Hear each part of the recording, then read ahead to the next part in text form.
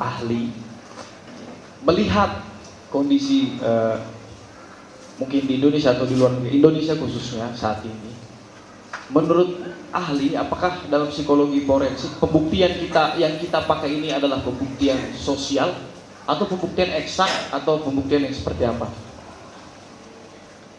Kebenarannya itu. Majelis, ini saya harus cerita model lebih panjang lagi. Modelnya panjang sekali. Kalau ada 5, 6 atau 7 model yang bisa kita pakai untuk menyanggah premis saudara termohon. Intinya model-model yang dirumuskan oleh psikologi forensik terkait dengan kerja personil penegakan hukum, terkait dengan istilah beratnya judicial decision making process, proses pembuatan putusan judicial.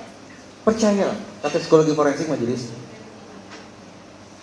tidak seindah, tidak seideal, tidak senormatif yang diklaim oleh sistem peradilan pidana. Tidak selegal model itu loh Bapak Ibu. Psikologi forensik, saya majelis tidak bicara dalam konteks personil penegakan hukum yang korup. Tidak, ini tidak ada urusannya dengan masalah korup. Tidak ada masalahnya dengan masalah penyimpangan. Tidak ada. Ini masalah proses berpikir manusia yang bekerja sebagai personil penegakan hukum. Proses berpikir manusia Bapak Ibu yang saya hormati terjelaskan lewat model itu tadi yang menunjukkan kepada kita, percayalah, Bapak Ibu semua yang saya hormati bisa mengklaim dengan segala macam bahasa berbunga-bunga ala legal model. Silakan mengklaim seperti itu. Tapi psikologi forensik tidak sepenuhnya teryakinkan bahwa Bapak Ibu bekerja mengacu semata-mata pada berkas, mengacu pada fakta di persidangan, mengacu pada peraturan perundang-undangan, mengacu pada nilai-nilai kehidupan yang hidup di tengah masyarakat, nilai-nilai keadilan yang hidup di tengah masyarakat. Tidak. Psikologi forensik tidak teryakinkan sepenuhnya oleh klaim legal model itu. Tidak sepenuhnya teryakinkan. Makanya banyak model. Nah, izin majelis, kalau materi ini saya sampaikan di sekolah kedinasan, tempo-tempo peserta diklat itu ada yang marah. Ya, karena dianggap psikologi forensik ini jadi seolah-olah merendahkan proses berpikirnya personil penegakan hukum. Saya katakan tidak demikian maksudnya. Psikologi forensik itu hadir untuk mengecek psikologinya Bapak Ibu yang saya hormati. Psikologinya. Dan psikologinya sekali lagi, toga dilepas, palu disimpan, name tag disimpan. Bapak Ibu ini sama dengan saya. Demikian. Mudah-mudahan bisa ditangkap.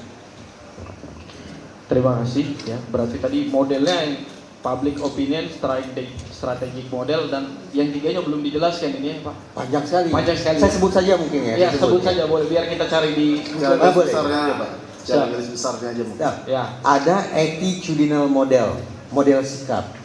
Perlu diperagakan tidak? Saya bisa peragakan dalam waktu 1 menit. Bahwa Bapak Ibu jaksa berpikir dengan attitudinal model. Kalau dibolehkan oleh majelis saya peragakan. Gimana? Coba Bapak Ibu jawab secepat mungkin ya. Jawab secepat mungkin. Dan jujur ya, spontan tadi. Kalau berpikir lambat, menjawab lambat, saya anggap Bapak Ibu tidak jujur. Tidak cocok jadi personil penegakan hukum. Karena tidak jujur. Berarti harus jujur. Ciri kejujuran menjawab secepat mungkin. Jawab secepat mungkin. Spontan ya. Siap? Menjawab siap pun tidak menjawab. Siap Bu? Siap? Ibu tidak berani berkata karena terekam kan berarti suaranya. Ibu hanya berani aja. Ibu siap jawab? Siap ya? Siap. Sepasang suami istri datang ke pengadilan. Mereka akan bercerai. Kuasa asuh anak jatuh ke ibu. Ya, ini contoh attitudinal model majelis. Betapa mereka tidak ngecek berkas. Mereka tidak menanyai para pihak. Mereka tidak buka peraturan perundang-undangan. By default, cara berpikir mereka adalah mengadopsi nilai keyakinan gagasan yang sudah terwariskan dari tempo dulu, bahwa seolah bicara kuasa asuh yang paling mampu adalah ibu. Padahal kalau sungguh-sungguh mereka baca peraturan, yaitu Undang-Undang Perlindungan Anak, mereka akan temukan di situ bahwa ayah ibu dihubungkan dengan kata dan. Artinya kita tidak punya alasan dari sisi peraturan perundang-undangan untuk menganggap bahwa satu jenis kelamin lebih unggul daripada jenis kelamin lainnya ketika bicara pengasuhan. Maka ternyata Bapak Ibu bekerja berdasarkan attitudinal model.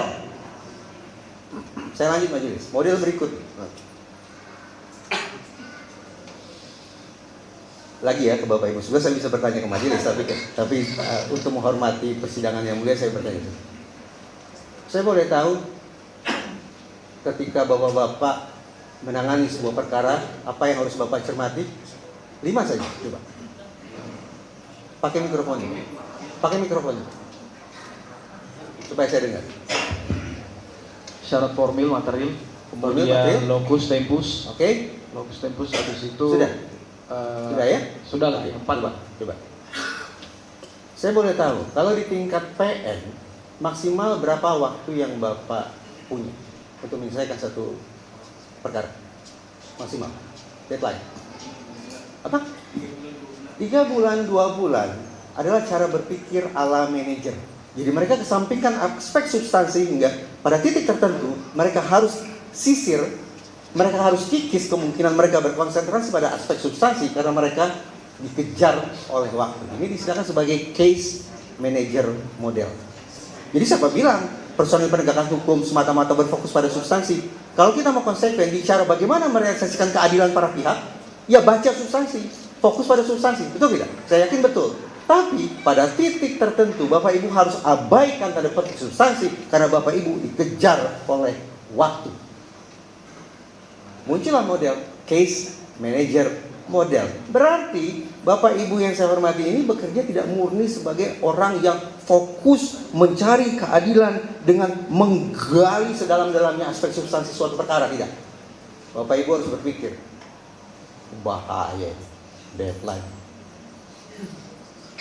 marah pimpinan, segala macam. Itu contoh case manager model. Ada banyak lagi, tapi izin majelis saya pikir segitu dulu lah ya.